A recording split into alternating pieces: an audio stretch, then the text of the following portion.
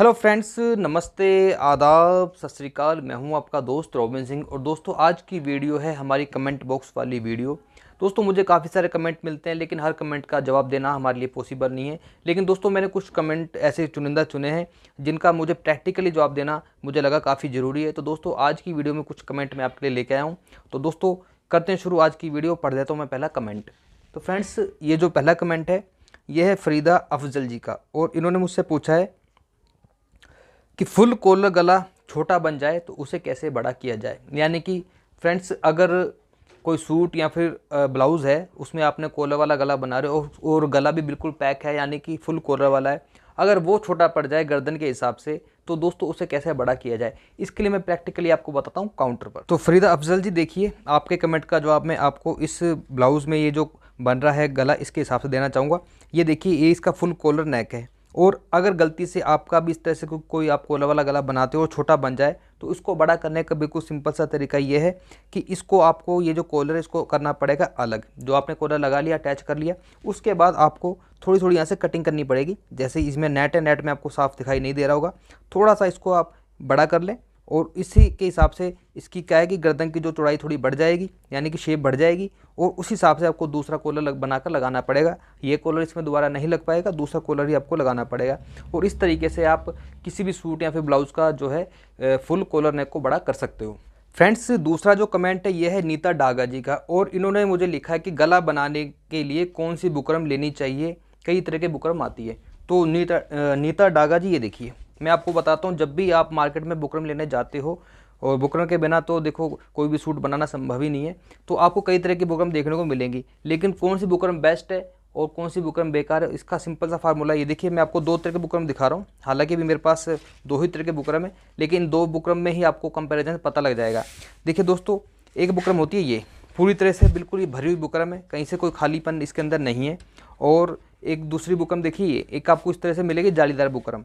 तो जो भी आप कभी भी जालीदार बुकरम इस तरह की लेने जा रहे हो, तो ये वाली बुकरम आपको नहीं लेनी। ये बुकरम क्या धोने के बाद ही एकदम से ख़राब हो जाती है। जब भी आप बुकरम लो, तो सबसे सिंपल जो बुकरम को देखने का तरीका है, बुकरम आपकी भरवल हो, और दूसरी बात, थोड़ी सी बुकरम को फाड़ के आप इस तरह से देखने, देखिए जैसे मैं आपको फाड़ कर दिखाता हूँ। ये देखिए, बिल्कुल ये बुकरम परफेक्ट है। एक बुकरम ऐसी भी आती है जिसको आप हल्का से फाड़ते हो ना, तो उससे क्या होता है कि उसके अंदर से मांड निकलती है, यानी कि वाइट वाइट सा निकलता है, वो बुकरम भी बेकार होती है। तो सबसे बेस्ट बुकरम होती है ये, और मार्केट में आसानी से ये 40 या 45 रुपये मीटर आजकल इसका रेट चल रहा है, मिल जाएगी। तो फ्रेंड्स, दो कमेंटों का जवाब मैं आपको दे चुका हूँ, और जो तीसरा कमेंट है ये है मैथ सोल्वर का, और इन्होंने मुझसे पूछा है कि तीरे के हिसाब से आर्म होल कितना रखें, प्लीज़ टेल सर, रिक्वेस्ट है, प्लीज़ रिप्लाई जरूर करना। तो मैथ सोल्वर जी, मैं आपको बता देता हूँ कि तीरे के हिसाब से कितना आपको आर्म होल रखना है। बहुत ही सिंपल सा फार्मूला है, मैंने इस सब्जेक्ट पे वीडियो भी बना रखी है, बिल्कुल सिंपल है। मैं फिर भी आपको बता देता हूँ कि जिसका जितना भी तीरा होता है उसी हिसाब से आर्म होल को लिया जाता है। जैसे कि मान लीजिए किसी का तीरा 15 इंच है, तो 15 का आधा कितना होता है, 7.5। तो 7.5 आपको तीरा रखना है। लेकिन ये तीरा आपको रखना किस में, जिसमें पीछे से गला डीप नहीं है, यानी कि कॉलर वाला गला है, या फिर गला का जो साइज़ छोटा है, 1 इंच, 2 इंच, 3 इंच, तो उसमें आपको जितना तीरा होता है, तीरे का हाफ आपको आर्म होल रखना है। लेकिन अगर पीछे से गला किसी का डीप है, तो डीप गले में आपको इस तरह से आर्म होल को नहीं रखना, उसका फार्मूला अलग होता है। उसके लिए दोस्तों आपको 6, 6.5 या लास्ट 6.25 इंच का जो है आर्म होल रखना होता है। बाकी फुल डिटेल के लिए आप मेरी वीडियो देख सकते हो, जो कि मैंने अपने चैनल पर अपलोड कर रखी है। तो दोस्तों, 3 कमेंट हमारे हो चुके हैं। चौथा कमेंट है यह है नाइस बुटीक, और नाइस बुटीक जी ने मुझसे पूछा है कि हिप 50 हो तो आसन कैसे कट होगा। तो नाइस बुटीक जी, आपका ये जो क्वेश्चन है काफ़ी यूनिक सा है, कि बहुत कम इस तरह के मुझे कमेंट मिलते हैं कि किसी का हिप साइज इतना बड़ा हो तो उसका आसन कैसे निकालेंगे। तो इस सब्जेक्ट पे भी एक मैंने वीडियो बना रखी है कि हैवी साइज की पैंट की कटिंग कैसे करें। अगर आप उस वीडियो को देख लोगे, हमारे चैनल पे हमने अपलोड कर रखी है, उसमें मैंने पूरी डिटेल से बता रखा है किसी का साइज़ बड़ा है तो उसमें किस प्रकार से आपको क्रोच एरिया यानी आसन को निकालना है। तो फिर भी आपको मैं एक बार बता देता हूँ। देखिए, मान लीजिए किसी का हिप साइज 50 है, तो हम क्या करते हैं कि हिप साइज में जो भी किसी का हिप साइज होता है, उसका जो क्रोच एरिया होता है कैसे निकाला जाता है। आपको करना होता है हिप साइज को 1/4 से डिवाइड। जैसे कि मान लीजिए किसी का हिप साइज 36 है, तो 36 का 1/4 बनता है 9। तो पहले आपको 9 इंच पे निशान लगाना है, उसके बाद में आपको 1.5 इंच या फिर 2 इंच ज़्यादा लगा एक निशान लगाना है। तो कुल मिला के जो उसका क्रोच एरिया बनेगा वो बनेगा 11 इंच। दोस्तों ये फार्मूला बड़े साइज़ पे जो है डिपेंड नहीं कर, बड़े साइज़ पर ये जो है फार्मूला हम इसको यूज़ नहीं कर सकते, क्योंकि बड़ा साइज़ जो होता है उनका एक्चुअली जो बॉडी स्ट्रक्चर ऐसा होता है, मान लीजिए पेट इतना बड़ा है तो इस जगह पर तो पैंट रुक नहीं पाएगी, पैंट जाएगी नीचे पेट से। तो उसके लिए आपको हिप साइज़ का 1/4 करने के बाद सिर्फ और सिर्फ 1 इंच ही उसमें ऐड करना है। बाकी फुल डिटेल के लिए आप हमारी वीडियो देख सकते हो, जिसमें मैंने बता रखा है कि हैवी साइज़ की पैंट की कटिंग कैसे की जाती है। तो हमारे लगभग 4 कमेंट पूरे हो चुके हैं। अब 5वां जो कमेंट है ये है यशीन अंसारी जी का, और यस्मीन अंसारी जी ने मुझसे पूछा है, सर क्या सलवार के कुंदे कम ही लेने पर सलवार अच्छी आती है या ज़्यादा लेने पर सलवार कैसी रहेगी, प्लीज़ बताइएगा सर। तो यस्मीन अंसारी जी इसका जो है मैं आपको प्रैक्टिकली जवाब देता हूँ काउंटर पर। तो यस्मीन अंसारी जी ये देखिए, मैं आपको एक सलवार दिखा रहा हूँ।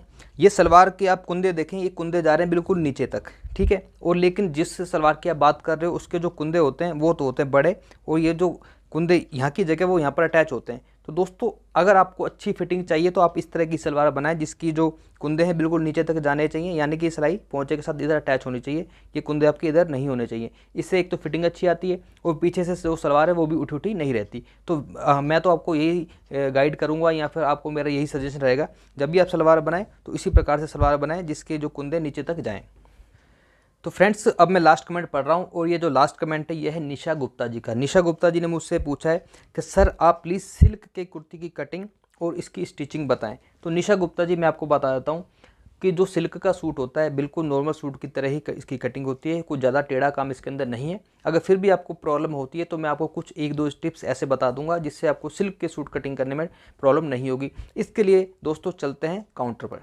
तो फ्रेंड्स जैसा कि आप देख सकते हो मेरे पास ये एक कपड़ा है जो कि पूरी तरह सिल्की कपड़ा है। ये देखिए, सिल्की कपड़े की जो सबसे बड़ी खासियत होती है दोस्तों, ये अपनी जगह टिकता ही नहीं है। देखिए आप इसको जितना मर्जी जमाने की कोशिश करो, कभी इधर भग जाता है तो कभी इधर भग जाता है।